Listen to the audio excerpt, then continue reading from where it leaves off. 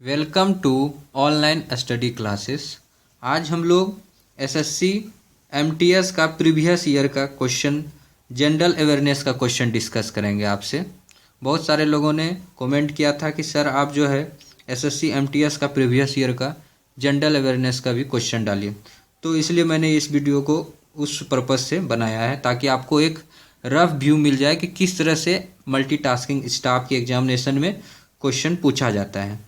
तो आप इस तरह का क्वेश्चन देखिए, एक बार एक पूरा वीडियो को देखिए कि किस तरह का क्वेश्चन उसमें पूछा जा रहा है। आप उस ढंग से भी प्रिपेयर करना स्टार्ट कर दें। ऐसे हमने जो है हम अपने चैनल अपना चैनल है ऑनलाइन स्टडी, इस पर भी मैंने बहुत सारे इकोनॉमिक्स से, ज्योग्राफी सेक्शन से, इंडियन पॉलिटी से 3 वीडियो डाला हूँ। तो वो सारे भी वीडियो को आप देखिए। उसको देखने के बाद वो सारे जितने भी मैंने वीडियो बनाया है काफ़ी मेहनत कर काफ़ी इंपॉर्टेंट क्वेश्चन सेलेक्ट कर मैंने बनाया है।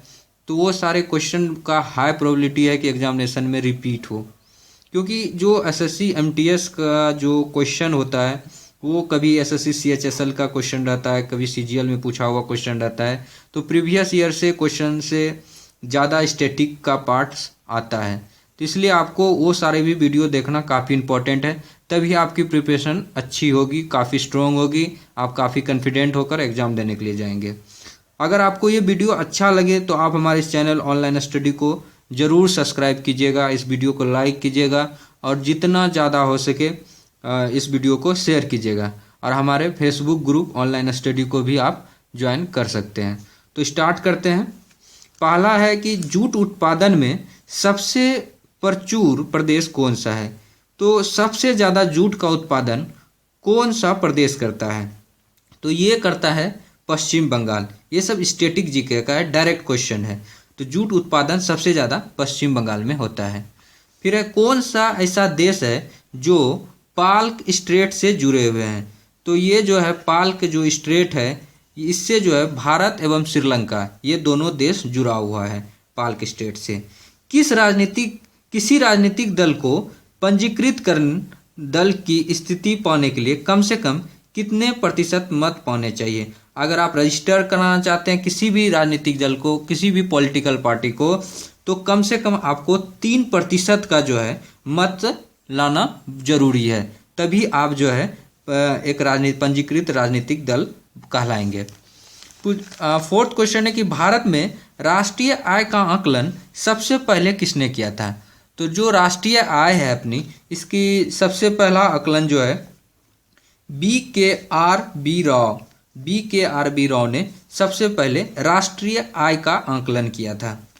फिर है किस देश का आर्थिक विकास, किसी जो है देश का आर्थिक विकास किस पर निर्भर है? तो जो आर्थिक विकास है किसी देश का, इकोनॉमिक डेवलपमेंट है, वो जो है इसमें 4 ऑप्शन दिया है, प्राकृतिक संसाधन या पूंजी निर्माण, बाजार का आकार या उपयुक्त में से सभी। तो सब पे निर्भर करता है, ये जो है सारे चीज़ पर निर्भर करता है। प्राकृतिक संसाधन पे भी निर्भर करता है, पूंजी निर्माण पे भी, और बाजार का आकार पे भी निर्भर करता है। राष्ट्रीय आय किससे निर्मित होती है? जो राष्ट्रीय आय नेशनल जो इनकम है वो किसी उत्पादक गतिविधियों द्वारा। तो अगर जहाँ आप उत्पादन ज़्यादा करते हैं तो उससे ज़्यादा राष्ट्रीय आय बढ़ेगा। जैसे कि अभी देखिए इंडिया में क्या हो रहा है, मेक इन इंडिया प्रोग्राम चल रहा है कि ज़्यादा से ज़्यादा सामान जो है इंडिया में बने। उससे क्या होगा कि इंडिया को ज़्यादा बेनिफिट होगा, ज़्यादा इनकम होगा। मुद्रा आपूर्ति किसके द्वारा नियंत्रित की जाती है? जो अभी ज़्यादा न्यूज में भी है, भारतीय रिजर्व बैंक डिमोनेटाइजेशन के कारण से। तो ये मुद्रा जो आपके लिए जो आपूर्ति करता है, जो आपको मुद्रा पहुंचाता है, जो मुद्रा छापता है, तो वो जो है ये सारी चीज़ का जो है मनी का जो कंट्रोल है, मुद्रा का जो कंट्रोल है, पैसे का कंट्रोल जो है रिजर्व बैंक ऑफ इंडिया करती है, भारतीय रिजर्व बैंक करती है। तो मुद्रा आपूर्ति भारतीय रिजर्व बैंक द्वारा नियंत्रित की जाती है। WTO वर्ल्ड ट्रेड ऑर्गेनाइजेशन ये सब पूछता है आपसे, WTO का मुख्यालय कहाँ है? मुख्यालय से एक क्वेश्चन जरूर रहता है। तो WTO का मुख्यालय जो है ये है जेनेवा में, ये याद रखिएगा। WTO W से जो स्टार्ट होता है ना, तो इसमें ऐसे करके आप कोई ना कोई ट्रिक बनाइएगा, और जब हम मुख्यालय बताएंगे तो आपको ट्रिक भी बताएंगे कि कैसे इस सब सारे चीज़ों को याद रखा जाता है। तो WTO का मुख्यालय जेनेवा में है। भारत के किस राज्य को चावल का कटोरा या इसी को इंग्लिश में क्या बोलते हैं, राइस बॉल कहा जाता है? तो भारत के किस राज्य को चावल का कटोरा कहा जाता है? तो चावल का कटोरा जो है तमिलनाडु को कहा जाता है। तमिलनाडु को बॉल राइस या चावल का कटोरा कहा जाता है। भारत में सबसे ऊंचा जलप्रपात कौन सा है? तो ये है जोग प्रपात। जोग या गोरसप्पा भी इसको कहा जाता है। तो भारत में सबसे ऊंचा जलप्रपात जो है ये जोग प्रपात है। किसको किसी कोशिका में अंचल संपत्ति कहा जाता है? अंचल संपत्ति कोशिका में किसे कहा जाता है? ये कहा जाता है न्यूक्लिक अम्ल को, न्यूक्लिक एसिड को अंचल संपत्ति कहा जाता है। भूमि का जल मूल रोमों तक किस दबाव से पहुंचता है? तो जो मूल से जो है रोमों तक किस दबाव, कोशिका दबाव के कारण से पहुंचता है। भूमि का जल मूल से रोमों तक किस दबाव के कारण से पहुंचता है? तो ये कोशिका दबाव के कारण से पहुंचता है। सूफी परंपरा में पीर से क्या आशय है? सूफी परंपरा में पीर जो कहा जाता है वो सूफियों का गुरु कहलाता था, पीर। तो जैसा कि ख्वाजा मोइनुद्दीन चिश्ती का दरगाह है तो वो भी पीर बाबा कहलाते हैं। तो वो जो है अजमेर में है। तो ये सूफी परंपरा में पीर जो है सूफियों का गुरु कहलाता है। गुरु गोविंद सिंह द्वारा खालसा पंथ की स्थापना किस वर्ष में की गई थी? तो इसमें दो क्वेश्चन है, आपसे पूछेगा खालसा पंथ की स्थापना किसने की थी? तो गुरु गोविंद सिंह है। लेकिन उस साल ये पूछा गया था कि गुरु गोविंद सिंह द्वारा खालसा पंथ की स्थापना कब की गई थी? तो ये किस वर्ष की? तो 1699 ईस्वी में की गई थी। 1700 से एक कम है, 1699 वर्ष में ईस्वी में। पंचशील के सिद्धांतों का प्रस्तावक कौन था?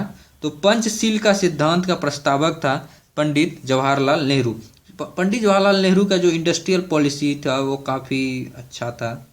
तो ये पंचशील का सिद्धांत जो था वो उसको था पंडित जवाहरलाल नेहरू का इसका प्रस्ताव रखे थे। भारत का प्रथम मुख्य चुनाव आयुक्त कौन था? तो ये प्रथम से भी एक क्वेश्चन जरूर रहता है। तो हम जो है ये प्रथम पर जो है भी वीडियो आपके लिए लाएंगे कि इसमें आपको बताएंगे कि भारत में जो प्रथम से, जैसे भारत का प्रथम प्रधानमंत्री कौन था, भारत का प्रथम जो राष्ट्रपति कौन था, प्रथम गृह मंत्री कौन था, भारत से प्रथम अंतरिक्ष में जाने वाला कौन था, भारत की प्रथम टेस्ट ट्यूब बेबी कौन था। तो इस तरह का जो प्रथम से जो है एक वीडियो लाएंगे आपके लिए। तो उसमें जो है आपका सारा कवर कर देंगे। तो इसमें भारत का प्रथम मुख्य चुनाव आयुक्त कौन था? तो ये सुकुमार सेन। महात्मा गांधी के राजनीतिक गुरु कौन थे? तो ये थे गोपाल कृष्ण गोखले। गोपाल कृष्ण गोखले जो है महात्मा गांधी के राजनीतिक गुरु थे। फिर है 12 अप्रैल 1944 को सुभाष चंद्र बोस ने एक नगर में भारतीय राष्ट्रीय सेना यानी कि इंडियन नेशनल आर्मी का झंडा फहराया। भारतीय राष्ट्रीय सेना का झंडा उसने फहराया था। तो वो नगर जो है अभी इस समय किस राज्य या केंद्र शासित प्रदेश में है? तो ये है अंडमान एवं निकोबार द्वीप समूह में अभी है। यहीं पर जो है सुभाष चंद्र बोस ने 12 अप्रैल 1944 को भारतीय राष्ट्रीय सेना का झंडा फहराया था।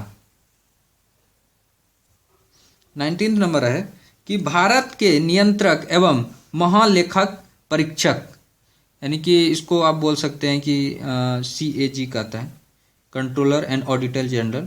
भारत के नियंत्रक एवं महालेखा परीक्षक का कार्यकाल कितने वर्षों का होता है? तो ये 6 वर्षों का होता है।